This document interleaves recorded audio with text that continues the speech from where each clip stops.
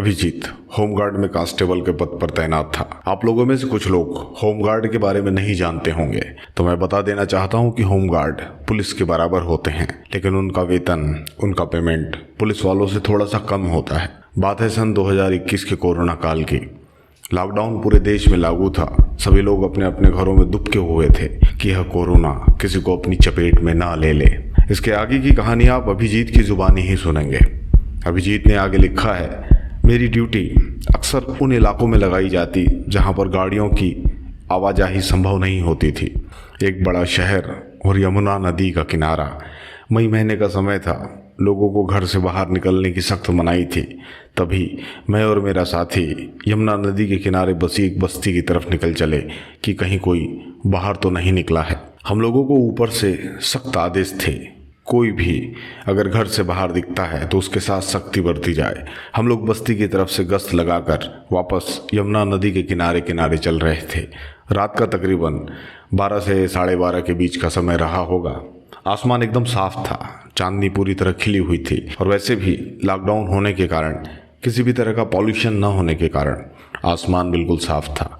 मैं और मेरा साथी विसिल बजाते हुए आगे बढ़े जा रहे थे। तभी मेरे साथी ने कहा कि यहाँ पर थोड़ी देर बैठकर आराम कर लेते हैं, लेकिन मैंने उससे कहा कि अगर किसी सीनियर ने देख लिया तो लेने के देने पड़ जाएंगे, लेकिन वह नहीं माना। उसने कहा कि इतनी रात को हमें कौन देखेगा, और 10-15 मिनट आराम करने के बाद हम फिर से खड़े हुए और चल दिए यमुना नदी के किनारे। मैंने अपनी मोटरसाइकिल बस्ती के पास ही खड़ी कर दी थी ताकि जब मेरी गश्त का टाइम पूरा हो जाए तो वहीं से गाड़ी उठाकर हम वापस थाने की तरफ चल देंगे।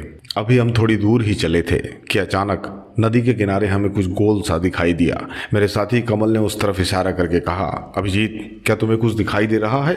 मैंने कमल को कहा, हाँ मुझे कुछ गोल गोल आलू या चट्टान की आकृति सा कुछ दिखाई दे रहा है, लेकिन कभी कभी लगता है कि वह कोई चट्टान है। तभी मैंने कमल को कहा, लेकिन यह तो साइज में काफ़ी बड़ा दिख रहा है, शायद कोई कचरे का ढेर होगा जो नदी में बहकर आया होगा। तब मैंने कमल से कहा, चल थोड़ा आगे जाकर देखते हैं। मैंने झट से अपने पास की टॉर्च ऑन की और वहाँ हम नदी के किनारे होते हुए आगे पानी तक चले गए। वहाँ पानी से आधी बाहर एक भरी हुई बोरी पड़ी हुई थी, बहुत बड़ी, जैसे किसी बड़ी चीज को दबाकर उसमें भरा गया हो। कमल ने उस बोरे का बड़ा आकार देखते हुए कहा कि क्या हो सकता है इसमें। हम दोनों को भी शक था कि कहीं उसमें कोई लाश ही होगी। मैंने डंडे से उस बोरी को दबाकर देखा और कहा, पता नहीं कुछ ठोस या नरम जैसा कुछ है। तो कमल ने भी अपने पास के डंडे से उस बोरी को दबाकर देखा और कहा, इसमें किसी की लाश ही है। उसने मेरे मन की बात जान ली थी और उसकी बात सुनकर मैंने भी डंडे से उस बोरी को 3-4 बार अलग अलग जगह पर दबाकर देखा, तो ऐसा ही कुछ लग रहा था। हम दोनों फिर उस बोरी को चारों तरफ से देखने लगे। वह बोरा फूला हुआ था। हमें तो यही लग रहा था कि इसमें कोई लाश है। वह लाश पानी में फूलकर बोरे के साथ पानी से बाहर आ गई है। मैंने और कमल ने थोड़ी हिम्मत कर उस बोरे को हर तरफ से कान लगाकर देखने और सुनने की कोशिश की, अनुमान लगाया कि इसमें क्या हो सकता है। और फिर हम दोनों ने फैसला किया और मैंने कमल से कहा कि जहाँ तक मेरा अंदाज है इसमें लाश ही है, और मैंने थोड़ा ऊपरी ऊपरी टटोलते हुए यह बात कही थी।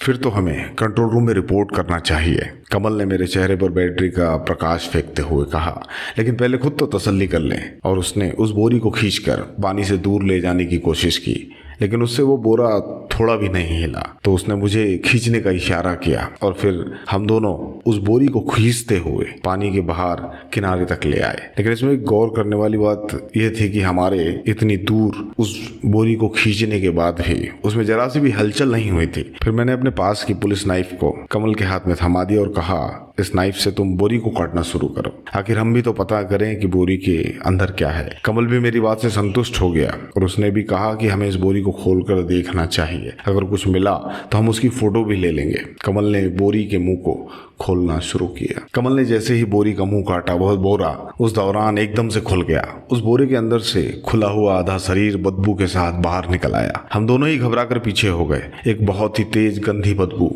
हमारे नाक में चली गई। उस लाश के दोनों हाथ छाती की तरफ थे, आंखें बंद थी, चेहरा और नाक एकदम सीधी थी। लाश का बाकी आधा शरीर बोरे के अंदर ही था। कमल ने उस लाश के हाथ को हल्के से ऊंचा कर देखा, फिर उसकी नाक की तरफ कान लगाकर और छाती की तरफ छूकर कुछ जानने की कोशिश की। उसके शरीर से कोई आवाज, कोई हरकत नहीं थी। थोड़ी बहुत जांच करने के बाद उसने कहा, यह तो कब का मर चुका है। मैंने भी टार्च की रोशनी में उसका चेहरा देखते हुए कहा, हम इसे ऐसे ही रहने देते हैं। और मैंने कहा कि हमें वायरलेस फोन से कंट्रोल रूम को खबर कर देनी चाहिए कि हम जिस जगह पर थे वहां हमारे मोबाइल को रेंज नहीं थी। रेंज के लिए हमें वहां से थोड़ा बाहर की तरफ जाना पड़ता था। फिर भी थोड़ी बहुत रेंज मिलने पर मैंने पुलिस थाने में फोन मिलाया। तब हमें पता चला कि पुलिस स्टेशन के बाकी सभी लोग आसपास के इलाके में गश्त लगाने चले गए हैं और वहां पर बस एक ही हवलदार था। अब उन दिनों की वजह से ज्यादातर पुलिस वाले बाहर ही थे। बहुत से लोगों को इमरजेंसी ड्यूटी पर लगा दिया गया था, इमरजेंसी ड्यूटी पर बुला लिया गया था और इसीलिए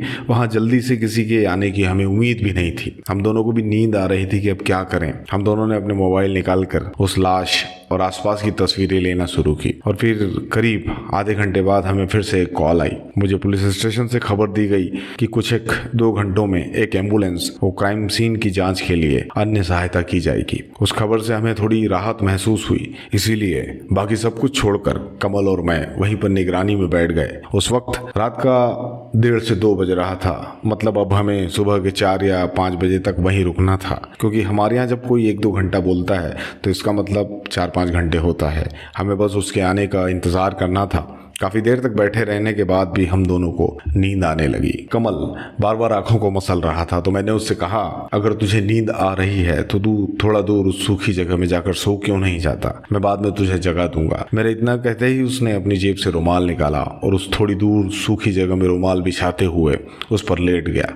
अब मैं अकेला ही वहां उस जगह पर जाग रहा था और उसमें से आधी बाहर निकली हुई लाश पड़ी हुई थी। आसपास से झींगुरों की आवाज आ रही थी। वैसे यह जंगल इलाका तो नहीं था, लेकिन यह जगह इतनी सुनसान थी कि वहां के सन्नाटे से कोई भी डर जाए। काफी देर तक वहां बैठे रहने के कारण आंखों को अंधेरे की आदत पड़ चुकी थी और इसीलिए आसपास के अंधेरे में कुछ कुछ नजर आने लगा था और टार्च चालू रहने के कारण उसकी रोशनी भी कम हो गई थी। आसमान में चांद कहीं नजर नहीं आ रहा था। वहां बैठे बैठे कुछ आधे घंटे तक निगरानी करने के बाद मेरी आंखें भी झपकनी शुरू हो गई। उस वक्त मैंने देखा कि दूर नदी के पानी में कुछ चमक रहा था। मैंने बैठे बैठे ही वहां से दूर अंधेरे में देखने की कोशिश की। तभी उस लाश में किसी तरह की हरकत हुई और मैं थोड़ा चौकन्ना होकर संभल कर बैठ गया। मैंने टार्च की कम रोशनी में उस तरफ मारते हुए गौर से देखने की कोशिश की। तभी मैंने देखा उस लाश की गर्दन हिल रही थी। यह देख मेरे होश उड़ गए। मैं सड़क से थोड़ा थोड़ा पीछे जाने लगा और फिर कुछ समझ पाता उससे पहले ही वह लाश बोरे से बाहर निकलकर खड़ी हो गई और लहरों से होकर पानी के अंदर जाने लगी। यह सब देखकर मैं बहुत शॉक हो गया और मेरे मुंह से आवाज निकल गई,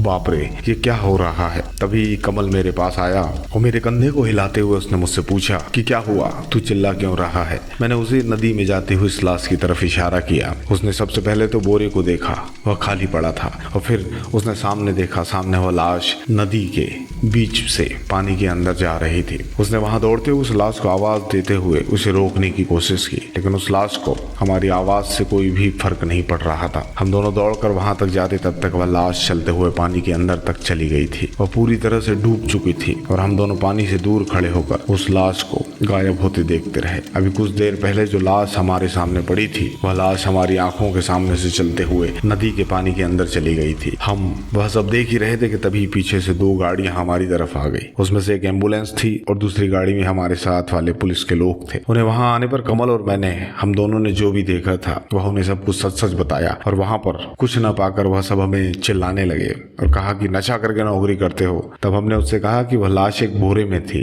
लेकिन सच तो यह था कि वह बोरा भी गायब हो चुका था। फिर हमें याद आया कि हमने उस लाश की कुछ तस्वीरें ली थी, लेकिन सबसे ज्यादा चौंका देने वाली बात यह थी कि हमारे मोबाइल में लाश की एक भी तस्वीर नहीं थी। सारी तस्वीरें बस काली ही आई थी, उसमें किसी भी तरह की कोई फोटो नजर नहीं आ रही थी। उसके बाद हम दोनों का बहुत मजाक उड़ाया गया। वैसे उस बात पर कोई जांच नहीं हुई, क्योंकि जांच करने के लिए वहां कुछ था भी नहीं और अगले कुछ दिनों में किसी के गुम हो जाने की या किसी की कोई कंप्लेंट भी नहीं हुई, तो इसीलिए उस चीज को ढूंढना ही बेकार था। तब कुछ दिनों बाद हमारे एक साथी ने मुझे बताया कि जिस रात हम वहां गश्त लगा रहे थे वो अमावस्या की रात थी और अमावस्या की रात ऐसा कोई अनुभव होना कोई अजीब बात नहीं है। हमारे पास कोई सबूत नहीं था, कोई चीज नहीं थी कि जिससे हम साबित कर सकें कि हमने एक जिंदा लाश को देखा था और वह लाश हमारे आंखों के सामने से चलती हुई पानी में गायब हो गई थी। बस आज की कहानी इतनी ही। तो मिलते हैं नेक्स्ट एपिसोड में। धन्यवाद।